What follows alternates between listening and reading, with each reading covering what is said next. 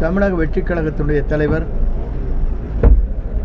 நாளை தமிழ்நாட்டுடைய முதலமைச்சர், இந்தியாவை வியக்கத்தக்க அளவிற்கு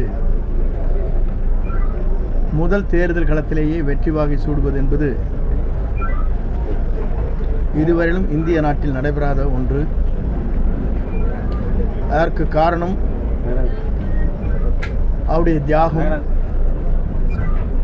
அவருடைய பல்வேறு சோதனைகள் தாண்டி இன்று மக்கள் சேவை செய்வதற்கு ஒரே தலைவர் இருக்கிறார் என்று மக்கள் நம்பிக்கையோடு இருக்கிற தலைவராக தமிழக வெற்றிக் கழகத்துடைய தலைவர் தமிழகம் முழுவதும் விதிகளுக்கு உட்பட்டு பல பகுதிகளுக்கு சுற்றுப்பயணத்தை மேற்கொண்டார்.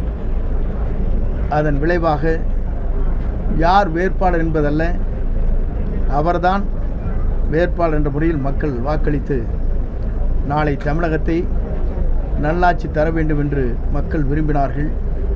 அந்த விருப்பத்தின் அடிப்படையில் நல்லாட்சி நாயகனாக நாளை தமிழகம் இந்தியாவிற்கு ஒரு வழிகாட்டியாக உருவாவதற்கு இயற்கையால் கொடுக்கப்பட்டிருக்கிற வரமாக நான் கருதுகிறேன்.